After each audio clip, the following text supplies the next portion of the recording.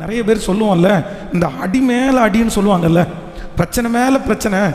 ஒரு பிரச்சனை வந்தால் பிரச்சனை இல்லை, ஒரு சூழ்நிலை வந்தால் பிரச்சனை இல்லை. ஆனால் இந்த கண்டினியூவாக தொடர்ச்சியான பிரச்சனை வந்தால் நான் என்ன பண்ணுவேன்?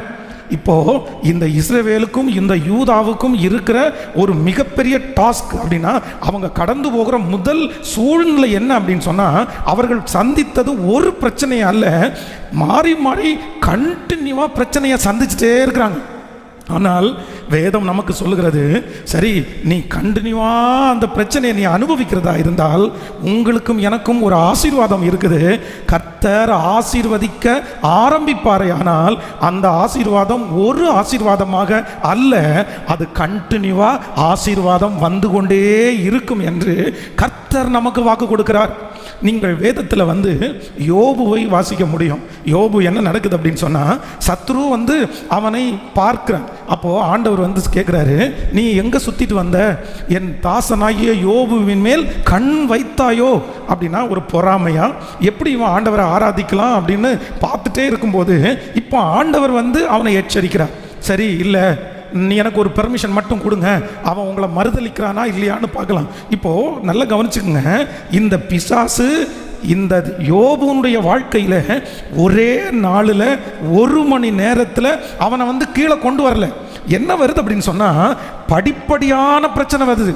ஒருவன் ஒட்டகங்கள் இப்படி இருக்கும்போது, ஒருவன் ஆடு மாடுகள் இப்படி இருக்கும்போது, ஒருவன் பிள்ளைகள் இந்த மாதிரி புசித்து குடிக்கிற போது, ஒருவன் அப்போ கண்டினியூவா கடைசியில் எங்க வருது அப்படின்னு சொன்னா, தன்னுடைய சரீரத்திலையும் பலவீனம் இப்பொழுது ஒரு ஓட்டை எடுத்து சுரண்டி கொண்டிருக்கும் போது கடைசியில் எங்க பிரச்சனை வருதுன்னா, தன்னுடைய குடும்பத்தில் நீர் தேவனை தூசித்து ஜீவனை விடும். ஆனால் ஒன்றை நம்ம மறக்கவே முடியாது, கண்டினியூவாக தொடர்ச்சியாக ஒன்றுக்கு மேலே பிரச்சனையை அனுபவித்த அந்த யோபுனுடைய வாழ்க்கையிலே கர்த்தர் நினைக்க ஆரம்பித்ததற்கு பிறகு அவனை விட்டு போன குடும்பம், அவனை விட்டு போன பணம், அவனை விட்டு போன மரியாதை, அவனை விட்டு போன சகலவற்றையும் கர்த்தர் ஒன்றன் பின்னாக திரும்பவும் அவனுக்கு வர பண்ணினார். ஆமேன் சொல்லுங்க. இந்த நாளிலே இந்த சத்தத்தை கேட்கிற ஒவ்வொருத்தருக்கும் ஆண்டவர் கொடுக்கிற ஒரு பெரிய வார்த்தை என்ன அப்படின்னு சொன்னா, நீங்க யாராவது ஒருத்தர் நீங்க அடி மேல அடி இப்படிப்பட்ட ஒரு சூழ்நிலையிலே இந்த சத்தத்தை கேட்கலாம். பாஸ்டர், எனக்கு ரொம்ப பிரச்சனையா இருக்குது, தாங்கவே முடியல, ஒரு 3-4 வருடங்களாக மாறி மாறி வந்துட்டே இருக்குது, மாறி மாறி பலவீனம், மாறி மாறி நஷ்டம், அப்படியே அது பல மாதங்களாய் பல வருடங்களாக கண்டினியூ ஆயிட்டே இருக்குது.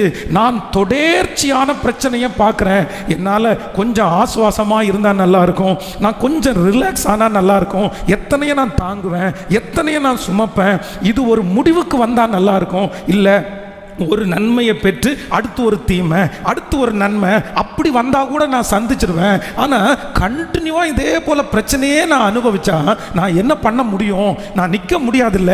அப்படின்ற சூழ்நிலையிலே யார் இந்த சத்தத்தை கேட்டாலும் இந்த சம்பவத்தின் மூலமாய் ஆண்டவர் உங்களுக்கு வாக்கு கொடுக்கிறார்.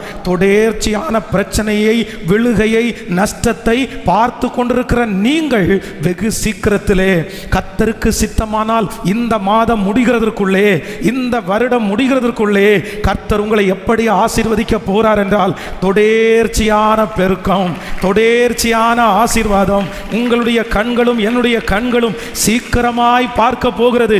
எதை பார்க்க போகிறது என்றால், கர்த்தர் என்னை கண்டினியூவா ஆசீர்வதிக்கிறதற்கு ஒரு நாளை நியமிக்க போகிறார். அதற்கு பிறகு படிப்படியான உயர்வு உங்களை தேடி வரும், படிப்படியான வளர்ச்சி உங்களை தேடி வரும்.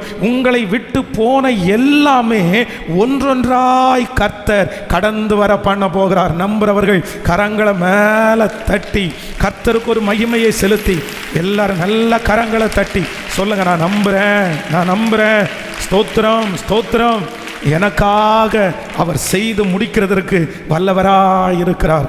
ஹல்லேலூயா.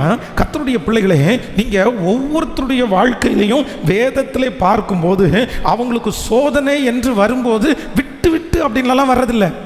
இல்லைன்னா கொஞ்சம் ஒரு நஷ்டம் ஒரு லாபம் அப்படின்னலாம் வரல.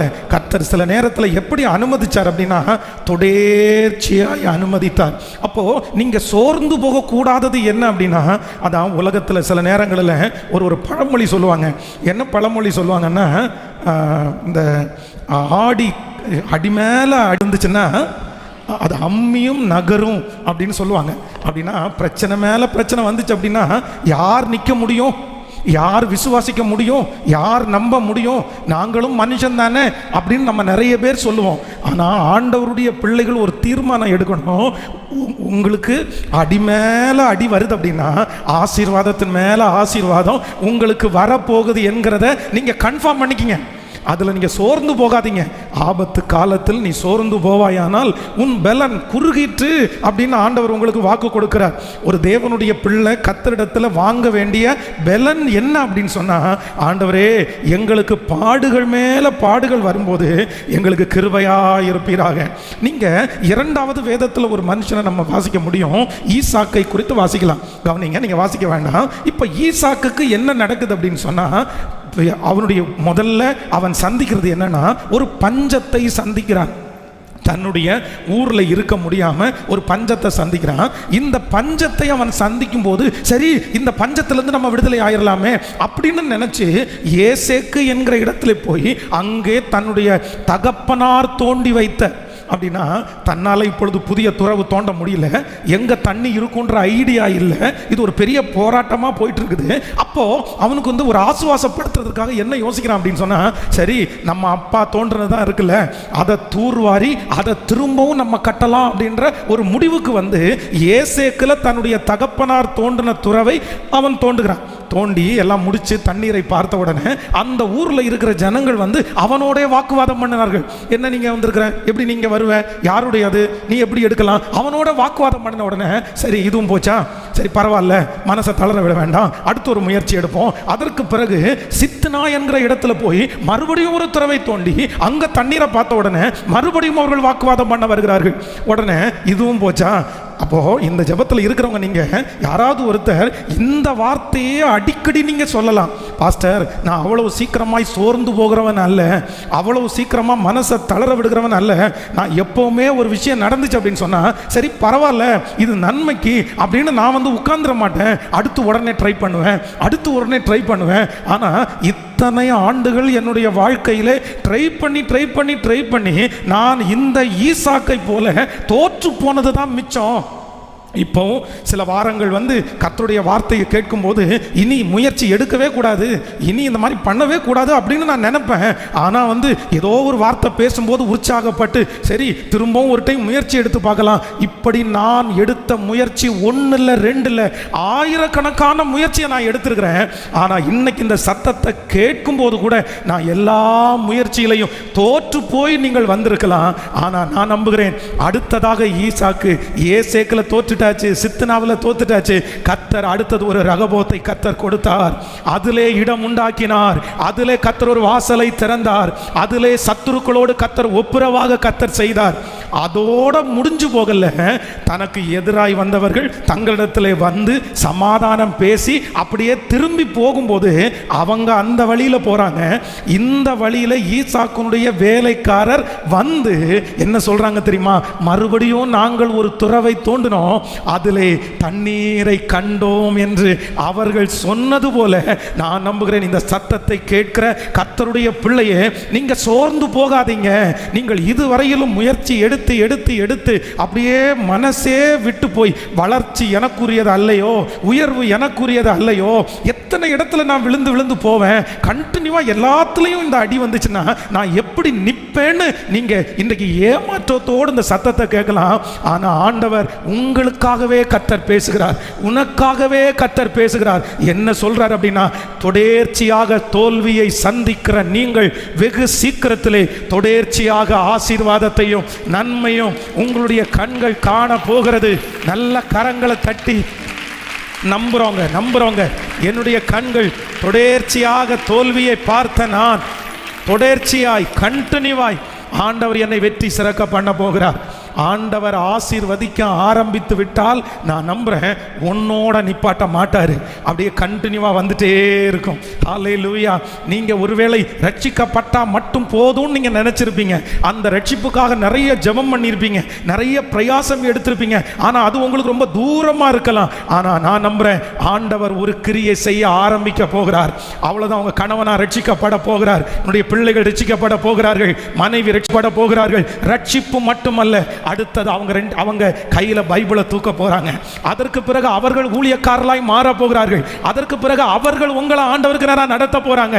கர்த்தர் தொடர்ச்சியாய் நம்மை ஆசீர்வதிக்கிற கர்த்தர். ஹல்லேலூயா. ஒரு 3 பேருடைய கரத்தை பிடிச்சு சொல்லுங்க, தொடர் தோல்வியை பார்த்து சோர்ந்து போகாதீங்க.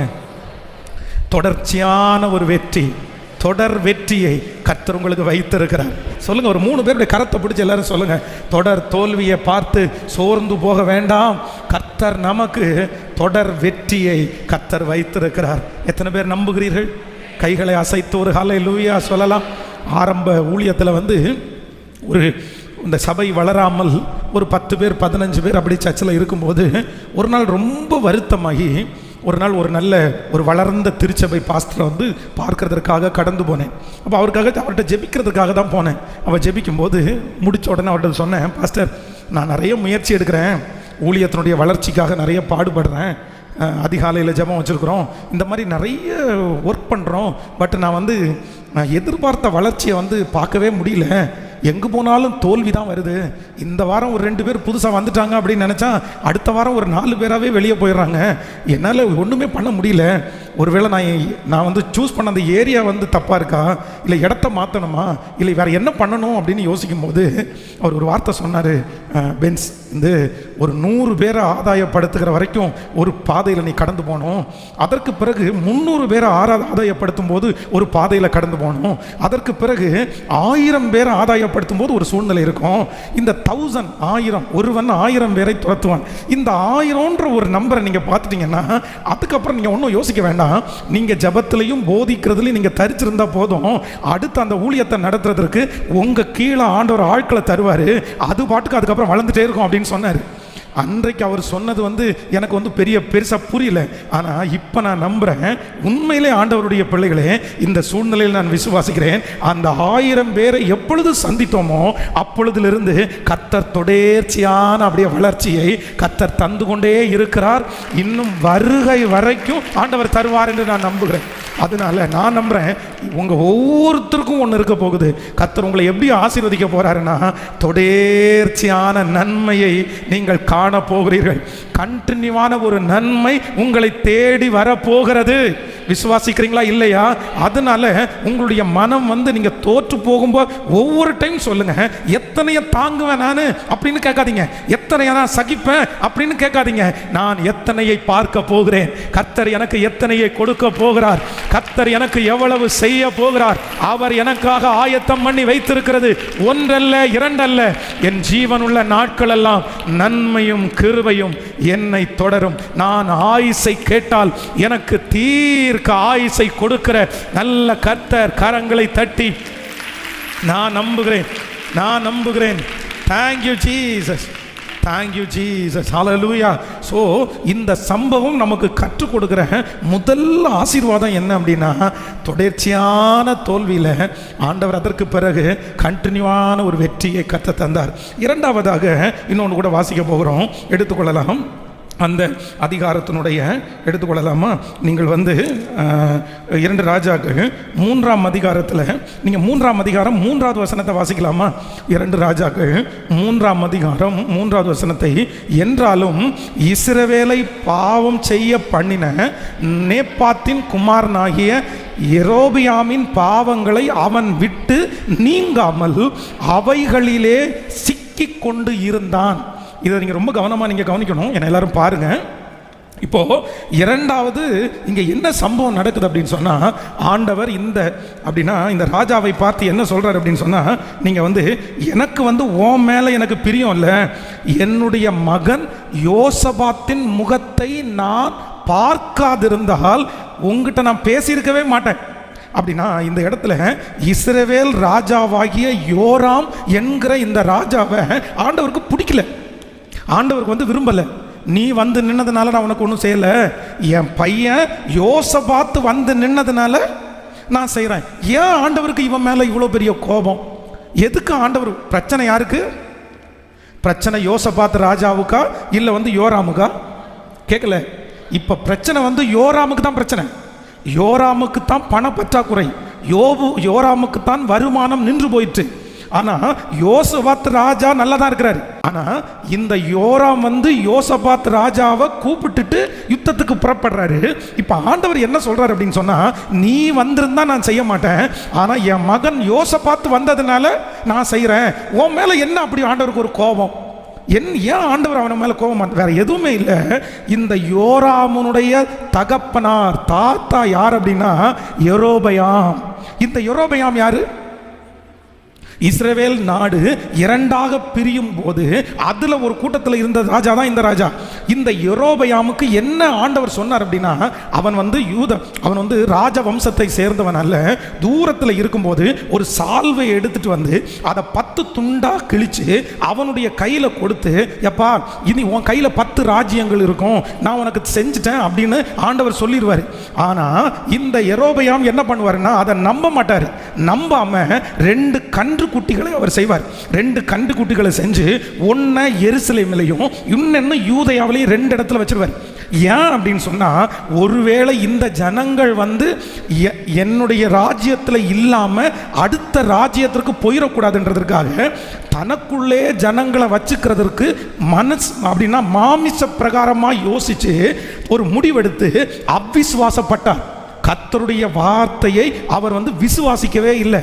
இப்போ அவனுடைய மகனாகிய யோராம் என்ன பண்றாருன்னா, எப்படி தன்னுடைய தகப்பனார் ஆண்டவரை நம்பலையோ, ஆண்டவரை விசுவாசிக்கலையோ, தன்னுடைய முயற்சியை நம்பினாரோ, அதே போல ஆண்டவரை நம்பாம அவிசுவாசப்பட்டதுனால வேதம் சொல்கிறது ஆண்டவருக்கு யோராம் மேல ஒரு பெரிய கோபம். நல்லா நினைச்சுங்க, இந்த சம்பவத்தில் ஒரு தேவனுடைய பிள்ளை இரண்டாவது கற்றுக்கொள்ள வேண்டியது என்ன அப்படின்னா, நம்முடைய முன்னோர்களுடைய தவறுகளை ஒரு நாளும் நம்ம கண்டினியூ பண்ணக்கூடாது. பக்கத்தில் கையை பிடிச்சி சொல்லுங்க, முன்னோர்களுடைய தவறுகளை ஒரு நாளும் நம்ம கண்டினியூ பண்ணக்கூடாது. நல்லா சொல்லுங்க. நிறைய பேருக்கு இன்றைக்கி எவ்வளவு ரட்சிக்கப்பட்டாலும், எத்தனை ஆண்டவரை ஏற்றுக்கொண்டாலும் எதை விட முடியல சொல்லுங்க? அப்பா செஞ்ச பாவத்தை விட முடியல, அம்மா செஞ்ச பாவத்தை விட முடியல, தன்னுடைய குடும்பம் செஞ்ச தவறை விட முடியல. நான் நம்புறேன் இஸ்ரவேல் ஜனங்கள் தப்பு பண்ணினதே என்ன அப்படின்னா, தன்னுடைய முன்னோர்கள் செய்த தவறுகளை விட முடியாததுனால முன்னோர்கள் என்னென்ன பாடுபட்டாங்களோ அந்த பாடுகளை அவர்கள் கண்டினியூவா அனுபவிச்சுட்டே வந்தாங்க. நீங்கள் ரொம்ப கவனமாக இருங்க. நிறைய பேர் என்னென்னா, அது எங்களுடைய குடும்பத்தினுடைய பழக்கம், அது எங்களுடைய குடும்பத்தினுடைய வழக்கம். நான் வந்து எங்கள் பாஸ்டர் வந்து எனக்கு திருமணத்திற்கு வந்து ஒரு பெரிய தடை எதுவுமே சொல்லலை. அவர் வந்து என்ன சொன்னார் அப்படின்னு சொன்னால், நீ வந்து சிட்டியில் ஊழியம் பண்ணுற, அதனால கிராமத்தில் வந்து எனக்கு பொண்ணு பார்க்குறதுக்கு கூட எனக்கு கஷ்டமாக தான் இருக்குது, உன்னுடைய ஐடியா உன்னுடைய நாலேஜ் என்னன்னு எனக்கு தெரியாது, அதனால நீ கூட ஏதாவது ஒன்று வந்து நல்ல ஃபேமிலியாக பார்த்து நீ சொல்லு, அது ஓகேன்னா கூட நம்ம வந்து பண்ணி வச்சிடலான்னு சொன்னார். ஆனால் எங்கள் பாஸ்டர் போட்ட ஒரே ஒரு கண்டிஷன் என்ன அப்படின்னு சொன்னால், ஜாதி மட்டும் நம்ம ஜாதியாக இருக்கணும்னாரு. யாரு சொன்னது? யாரு? என்னுடைய பாஸ்டர். எனக்கு வந்து ஒரு மிகப்பெரிய முன்மாதிரி யார் அப்படின்னா, எங்கள் பாஸ்டர் எனக்கு ஒரு மிகப்பெரிய முன்மாதிரி. ஏன்னா விசுவாசத்தை கற்றுக்கிட்டது எங்கள் பாஸ்டர் மூலமாக தான், ஊழிய அழைப்பை பெற்றுக்கிட்டது எங்கள் பாஸ்டர் மூலமாக தான். என்னுடைய வாழ்க்கையிலே என்னை வளர்த்தினதுனுடைய ஒரு 90% பொறுப்பை வந்து எங்கள் அம்மா அப்பா எடுக்கலை, எங்கள் பாஸ்டர் தான் எடுத்தார். எனக்கு மிகப்பெரிய முன்மாதிரியாக இருந்த பாஸ்டர் இப்போ என்ன சொல்கிறார் அப்படின்னு சொன்னால், எப்பா என்னதான் இருந்தாலும் நம்ம ஜாதியை மட்டும் பார்த்துக்கோ அப்படின்றார்.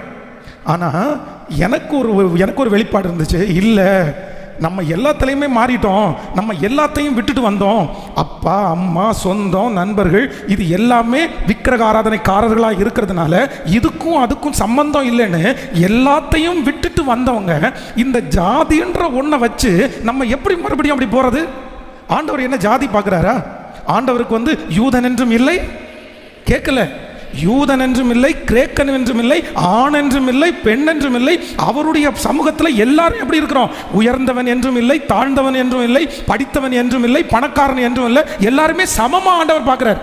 அப்ப அப்புறம் எப்படி நம்ம பார்க்க முடியும்? அப்போது நான் என்னுடைய ஜெபத்தில் என்னுடைய திருமணத்திற்காக நான் ஜெபித்தது என்ன அப்படின்னா, ஏசப்பா என்னுடைய திருமணம் எங்கள் அம்மா அப்பா இஷ்டம் இல்லாமல், எங்கள் பாஸ்டர் சொல்லாமல் கண்டிப்பாக நான் என்ன பண்ண மாட்டேன், திருமணம் பண்ணிக்க மாட்டேன். ஆனால் இந்த பொண்ணு உமக்கு சித்தமாக இருக்கும்னா, ஒன்று எங்கள் பாஸ்டர் என்ன ஜாதின்னு என்ன பண்ணக்கூடாது, கேட்கக்கூடாது. நான் அப்போவே முடிவு பண்ணிட்டேன், கண்டிப்பாக வந்து நீங்கள் சொல்லுகிற ஜாதியில் நான் என்ன பண்ண மாட்டேன், கல்யாணம் பண்ண மாட்டேன். என்ன ஜாதின்னும் கேட்க மாட்டேன், ஏன் ஜாதின்றதை யோசிக்கவும் மாட்டேன். அப்படி ஒரு தீர்மானம் எடுத்தேன். ஆனால் ஒன்று என்ன அப்படின்னா, என்னுடைய திருமணத்தில் எங்கள் பாஸ்டர் எல்லா டைமும் கேட்டவர், அந்த டைம் மட்டும் அவர் மரிக்கிற வரைக்கும் கேட்கவே இல்லை. அப்போது நான் நம்புகிறேன், இந்த ஜெபத்தில் இருக்கிற ஆண்டவருடைய பிள்ளையை, நீங்கள் எல்லாத்தையும் விட்டுட்டு தானே ஆண்டவரை தேடி வந்தீங்க. ஆண்டவர் போதும்னு தானே ஆண்டவரை தேடி வந்தீங்க. அப்போ இப்போ வந்து உங்களுடைய முன்னோர்களுடைய சில பாவங்கள் மட்டும் உங்களை ஏன் ஒட்டிட்டு இருக்குது, விட மாட்டீங்களா? அது விடாம ஆண்டவர் வந்து உங்க பேர்ல எப்படி அன்பு செலுத்த முடியும்? எதா இருந்தாலும் கொஞ்சம் வேணும்ல, ஒரு தாய்த்து மட்டும் கட்டிடலாம்ல, ஒரு சின்ன இது மட்டும் கட்டிடலாம். இது எங்களுடைய ஃபேமிலி, இது எங்களுடைய ஃபேமிலி. என்ன ஃபேமிலி இருக்குது? இப்போ நான் வந்து இந்த திருவிருந்து எடுக்கிறவங்கெல்லாம், யாராவது இந்த கயிறு கட்டியிருக்கிறவங்க, இந்த காலில் கயிறு கட்டியிருக்கிறவங்க, இந்த மாதிரி ஆட்கள் எல்லாம் பார்த்தோன்னா கண்டிப்பாக திருவிருந்து கொடுக்க முடியாது. நீங்கள் எப்படி அதெல்லாம் பண்ணுறீங்கன்னு எனக்கு தெரில. எனக்கு நிறைய வந்து விகற்பமாக இருக்குது. இல்லை கூட்டம் அதிகமானதுனால விசுவாசத்தை விட்டுட்டிங்களா, இல்லை அப்படின்னா குறைஞ்சிருக்கிறீங்களா? இல்லை, நீங்கள் மிஸ்டேக்ஸ் வந்து வராதுன்னு நான் சொல்லலை. ஏதாவது நமக்கும் ஆண்டவருக்கும் சில வந்து ரகசியங்கள் இருக்கலாம், அதை ஆண்டவரோட பேசி சரி பண்ணியிருக்கலாம். ஆனால் முன்னோர்கள் செய்து வந்த அந்த உடன்படிக்கையை நீங்கள் வந்து கம்மல் போட்டுக்குங்க, நகை போட்டுங்க, அதெல்லாம் ஒன்றும் சொல்லலை நான். ஆனால் காது குத்துறதுக்குன்னு ஒரு ஃபங்க்ஷன் வச்சு, அதுக்குன்னு ஒரு சம்பிரதாயம் பண்ணி, அதுக்குன்னு ஒரு சாங்கியம் பண்ணி, அப்போது நான் சொல்கிறேன், உங்களுக்கும் உலகத்தில் இருக்கிறவங்களுக்கும் என்ன வித்தியாசம்? நீங்கள் என்னத்தை விட்டீங்க? அவங்களுடைய பாரம்பரியம், அவங்களுடைய உடன்படிக்கை எதுவுமே விடலை. ஆனால் நமக்கு வந்து கர்த்தர் மட்டும் வேணும் அப்படின்னு நினச்சா, அதனால் ரொம்ப கவனமாக இருக்கணும்.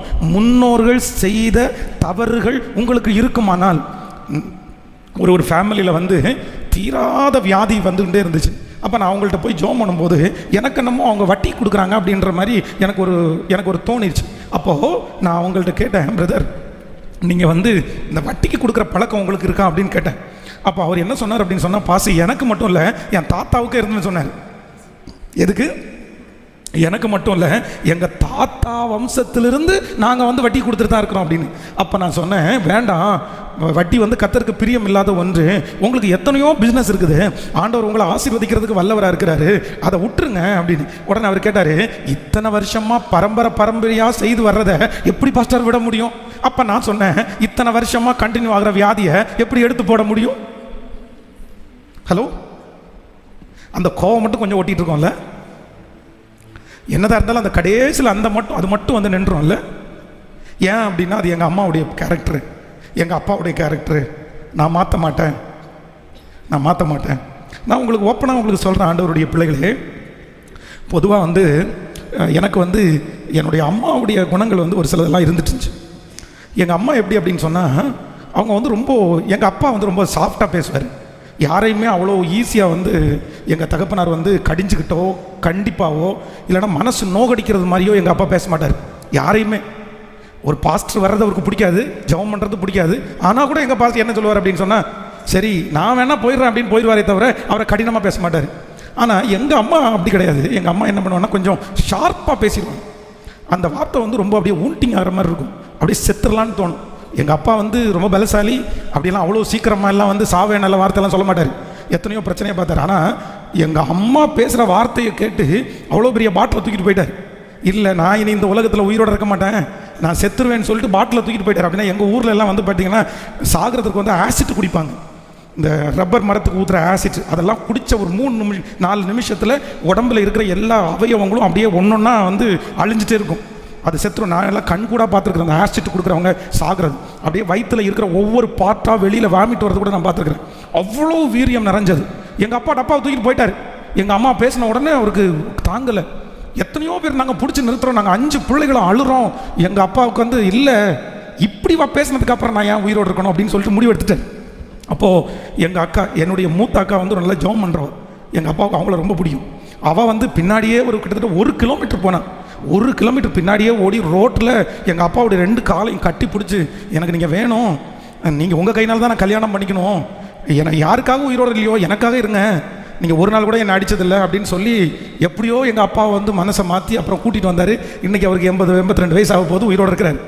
அப்போ வந்து நான் வந்து இந்த ஊழியத்திற்கு வந்த புதுசில் வந்து பார்த்தீங்க அப்படின்னு சொன்னால், இந்த ஷார்ப்பாக பேசுகிறது பாருங்களேன். எத்தனையோ பணக்காரங்க இருப்பாங்க பைபிள் காலேஜில் படிக்கும்போது, அந்த ஒரு வேர்டு மட்டும் அவனுக்கு பெருசாலாம் பேச மாட்டான், ஒரு வார்த்தை சொன்ன உடனே அவனுக்கு எங்கேருந்து கோவம் வருமோ தெரியல, கோவம் வரும். டேய் நீ பேசுகிறத பார்த்து அவனை அடிக்கலான்னு தோணுது, சரிடா அடின்னு திரும்பி பேசுறது அவனுக்கு ஷார்ப்பாக இருக்கும், அவனால் ஒன்றுமே பண்ண முடியாது. அப்போ ஒரு நாள் வந்து ஒரு ஊழியக்காரர் செய்தி கொடுக்கும்போது அப்போ தான் பேசினார், இல்லை உங்கள் அம்மாவுடைய குணம் உங்கள்கிட்ட இருக்கா, உங்கள் அப்பாவுடைய குணம் உங்கள்கிட்ட இருக்கா, உண்மையாக நீங்கள் ஊழியம் செய்யணும்னா நீங்கள் இயேசுநாதருடைய குணத்தை போல் உங்கள் குணத்தை மாற்றினாதான் நீங்கள் மினிஸ்ட்ரி பண்ண முடியும் அப்படின்னு சொல்லும்போது எனக்கு இது ஞாபகம் வந்துருச்சு.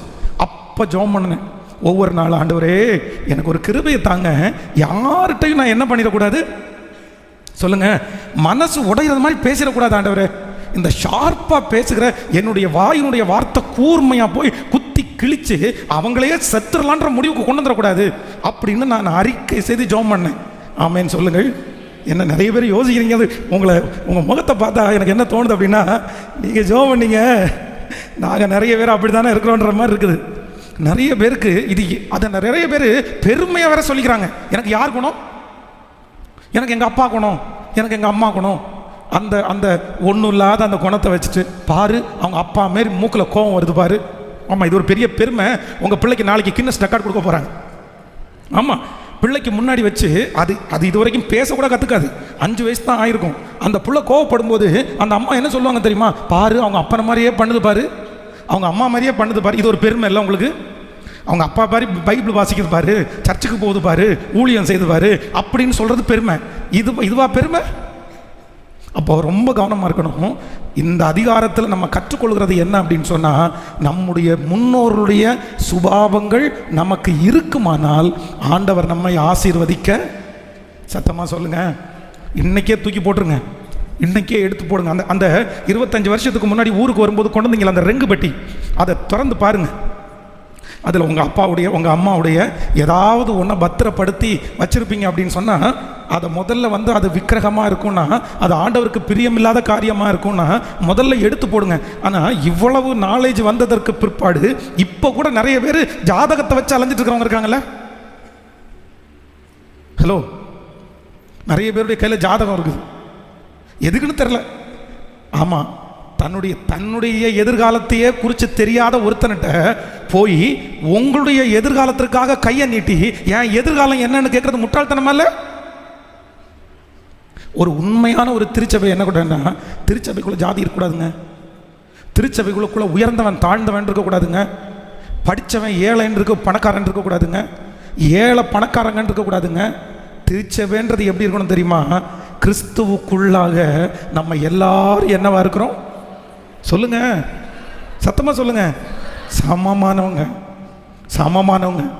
இதை கடைபிடிக்கணும், சாகிற வரைக்கும் கடைபிடிக்கணும், ஆண்டவருடைய வருகை வரைக்கும் கடைபிடிக்கணும். என் ஜாதிக்காரன் இங்கே வரான், என்ன படித்தவன் இங்கே வரான், இதுவே இருக்கக்கூடாது, இதுவே இருக்கக்கூடாது. எல்லாரும் எப்படி இருக்கணும் அப்படின்னு சொன்னால், ஒரே அப்பாவுடைய பிள்ளைகள். எல்லாரும் ஆமேன்னு சொல்லுங்க சத்தமா. நான் வந்து கத்திடத்தில் உருவாக்கும்படி கேட்குற சபை அப்படி தான்.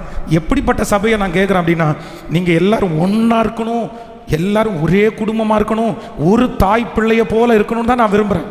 இந்த இதோ உடம்பு முடியாதனால மேலே உட்காரலாம் கீழே உட்காரலாம் இதெல்லாம் அடுத்து, சிலருக்கு கீழே உட்காந்து பழக்கம் இல்லாமல் இருக்கலாம், அதெல்லாம் இல்லை.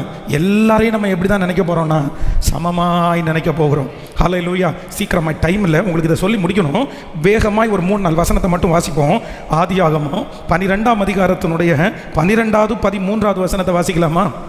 ஆதியாகமம் 12ஆம் அதிகாரம். எகிப்தியர் உன்னை காணும்போது இவள் அவருடைய மனைவி என்று சொல்லி என்னை கொன்று போட்டு உன்னை உயிரோடே வைப்பார்கள். ஆகையால் உன் நிமித்தம் எனக்கு நன்மை உண்டாகும்படி உன்னாலே என் உயிர் பிழைக்கும்படிக்கும் நீ உன்னை என் சகோதரி என்று சொல் என்றார். இன்னொரு வசனம் ஆதியாகமம் 20ஆம் அதிகாரம் 1-2 வாசிக்கலாமா? ஆதியாகமம் 20ஆம் அதிகாரம் 1-2 வாசிக்கலாம். ஆபிரகாம் அவ்விடம் விட்டு தென் தேசத்துக்கு பிரயாணம் பண்ணி காதேசுக்கும் சூருக்கும் நடுவாக குடியேறி கேராரிலே தங்கினான். அங்கே ஆபிரகாம் தன் மனைவியாகிய சாராயை தன் சகோதரி என்று சொன்னதுனாலே கேராரின் ராஜாவாகிய அபிமெலேக்கு ஆள் அனுப்பி சாராளை அழைப்பித்தான். கவனிங்க, எல்லாரும் கவனிங்க. இப்போ ஆபிரகாமுக்கு இருக்கிற ஒரு பெரிய பிரச்சனை என்ன அப்படின்னு சொன்னா, நம்முடைய மனைவி அழகா இருக்கிறதுனால அவளை எடுத்துட்டு போயிட்டு நம்மளை என்ன பண்ணிடுவாங்க, கொன்றுவாங்கன்ற ஒரு பயம். அவள் ரொம்ப அழகா இருக்கா, நம்ம இன்னொரு ஊருக்கு போறோம். நான் நன்றாக நினைத்து கொள்ளுங்கள், நீங்க அழகா இருந்த உடனே ஒரு பொண்ணு தப்பு பண்ணிடுவா, அழகா இருந்த உடனே ஒரு ஆண் தப்பு பண்ணிடுவாரு அப்படின்னு தப்பு கணக்கு போடக்கூடாது ஒரு தேவனுடைய பிள்ளை. அப்படியெல்லாம் கிடையாது. சிலர் பார்த்தீங்க அப்படின்னு சொன்னால், சிலருக்கு ட்ரெஸ் பண்ணவே சரியாக தெரியாது. இந்த ட்ரெஸ் போட்டால் நம்மளை என்ன நினைப்பாங்க அப்படின்னே சொல்ல முடியாது. சிலருடைய உடை அவங்கள தவறானவங்களாக காமிக்கும். ஆனால் அவங்க தவறானவங்களாக இருக்கவே மாட்டாங்க, கண்டிப்பாக இருக்க மாட்டாங்க.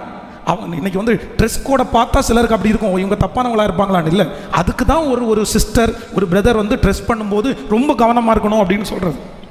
ஆமென். நீட்டாக ரொம்ப அழகாக ட்ரெஸ் பண்ணுறது தப்பு இல்லை, ஆனால் நம்முடைய ட்ரெஸ் கோடில் கவனமாக இருக்கணும். அப்போ இந்த இடத்துல ஆபிரகாமுக்கு என்ன தோணுது அப்படின்னு சொன்னால், இவ அழகாக இருக்கிறதுனால நம்மளை விட்டு போயிடுவாளோ அப்படின்னு நினச்சி ஒரு பொய் சொல்லிடுறாரு. நீ யாரு கேட்டாலுமே என் மனைவின்னு சொல்லாத, நீ என்ன சொல்லிடு.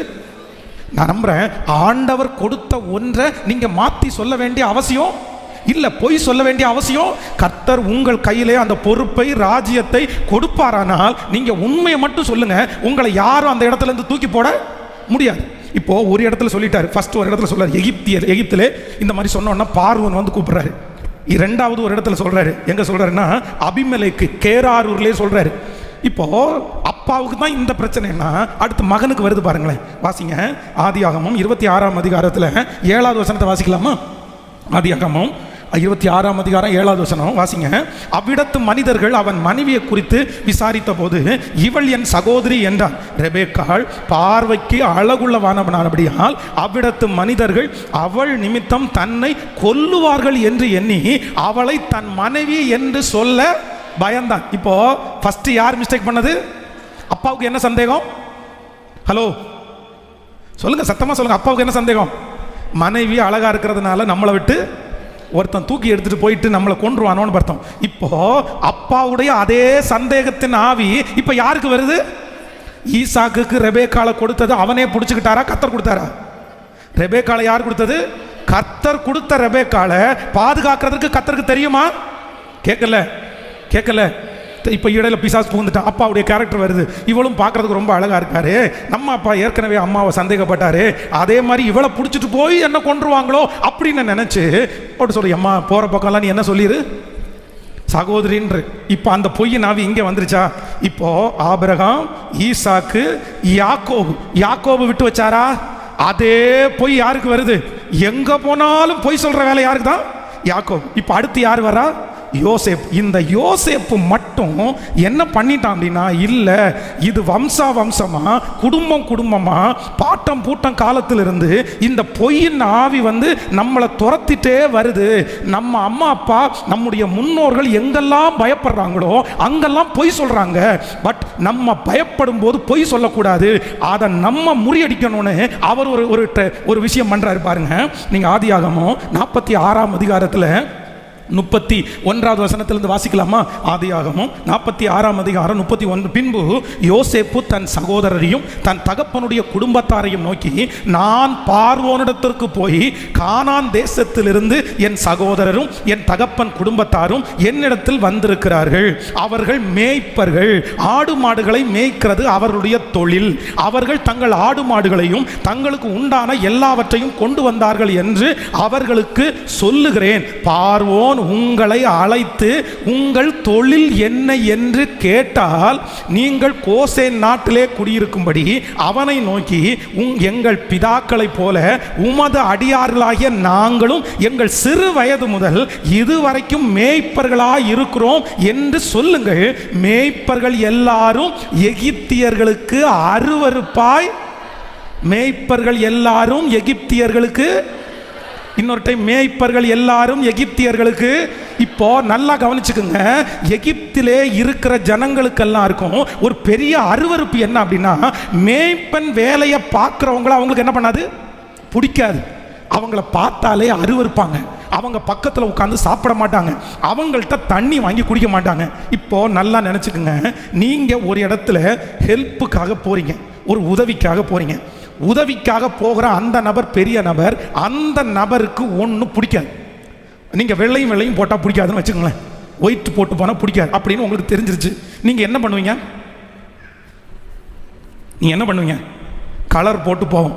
ஒருவேளை போன உடனே அவர் போய் நீங்கள் ஒயிட் போட மாட்டீங்களான்னு கேட்டால் நீங்கள் என்ன சொல்லுவீங்கன்னு நினைக்கிறீங்க? ஐயே, எனக்கு நம்ம பெருசாக பிடிக்காதுங்க, நான்லாம் பெருசாக போட மாட்டேங்க. கொஞ்சம் பரிசுத்தவானாக இருந்தால் என்ன சொல்லுவாங்கன்னா, எப்போதும் அடிக்கடி தான் போடுவேன், எனக்கு பெருசாலாம் பிடிக்காது. எதுக்கு?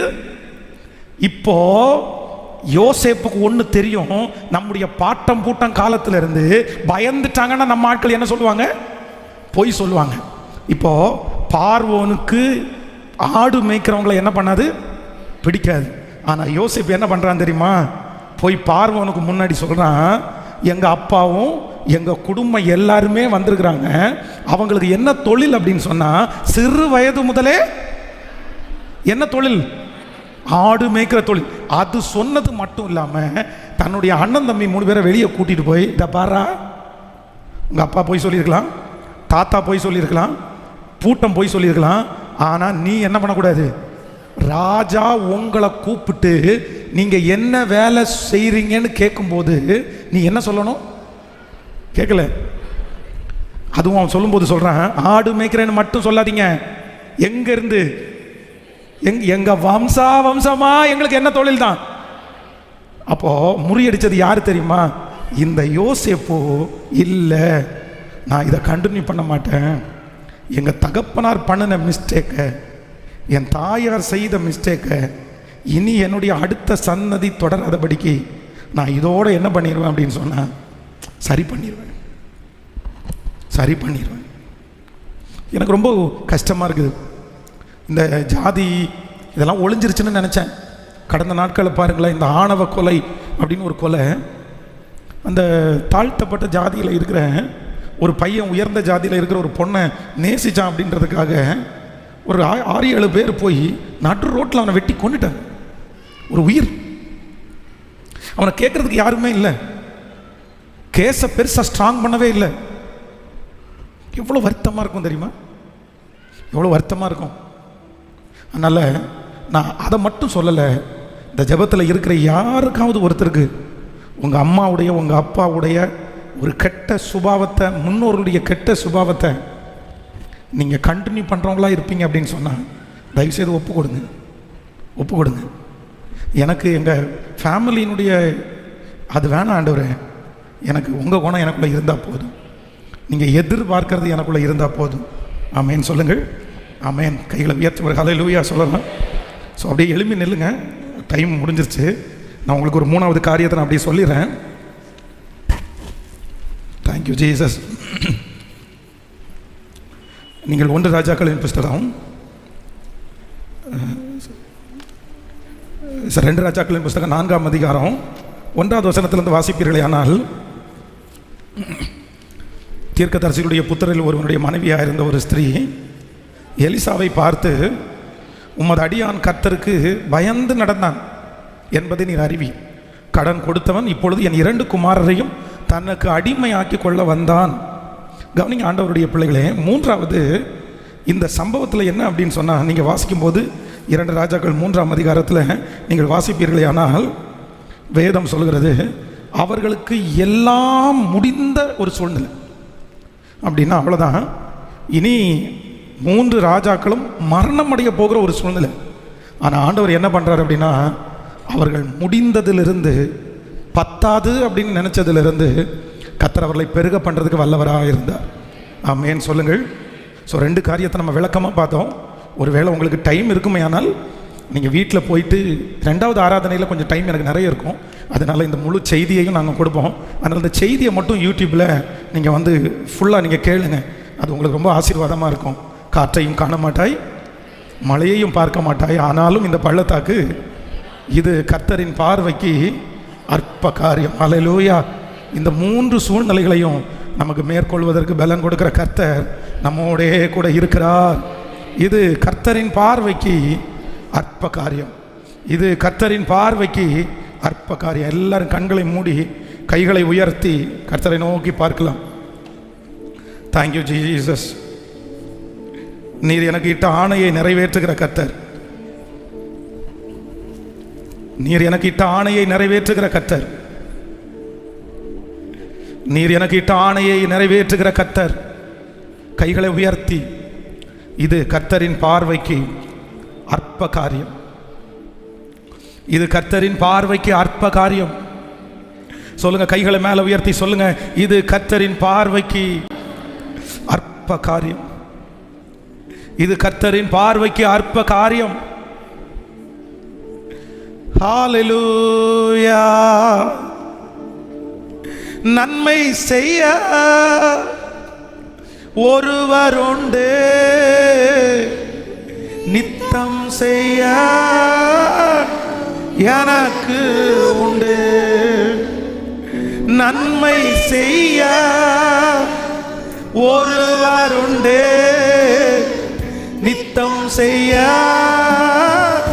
எனக்கு உண்டு. கைகளை உயர்த்தி சொல்லுவோம், நன்மை செய்ய ஒருவர் உண்டு, நித்தம் செய்ய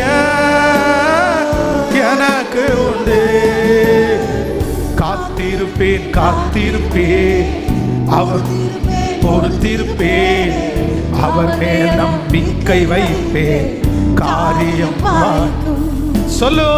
காத்திருப்பேன் காத்திருப்பேன், பொறுத்திருப்பேன் பொறுத்திருப்பேன், அவர் மேல் நம்பிக்கை வைப்பேன், காரியம். கைகளை உயர்த்தி நன்மை செய்ய நன்மை செய்ய ஒருவர் உண்டு, நித்தம் செய்ய எனக்கு உண்டு. நன்மை செய்ய ஒருவர் உண்டு, நித்தம் செய்ய எனக்கு உண்டு. காத்திருப்பேன் காத்திருப்பேன், பொறுத்திருப்பேன் பொறுத்திருப்பேன், அவர் மேல் நம்பிக்கை வை, காரியம். ஹல்லேலூயா. ஒரு நிமிஷம் கவனிங்க, ஒரு நிமிஷம் கவனிங்க. இந்த முன்னோர்கள் இருக்காங்க பாருங்களேன், நம்ம தாய் தகப்பன் இருக்காங்க பாருங்களேன், நம்ம அம்மா அப்பா இருக்காங்க பாருங்களேன். நம்மளை 90 விஷயத்தில் நம்மளை நல்லா நடத்துவாங்க. ஆனால் 10 விஷயத்தில் நம்மளை எப்படி தான் நடத்துவாங்க சொல்லுங்க. அவங்களுக்குன்னு ஒரு பெருமை இருக்கும் பாருங்க, அவங்களுக்குன்னு ஒரு வழிமுறை இருக்கும் பாருங்களேன், அதில் கவனமாக இருப்பாங்க.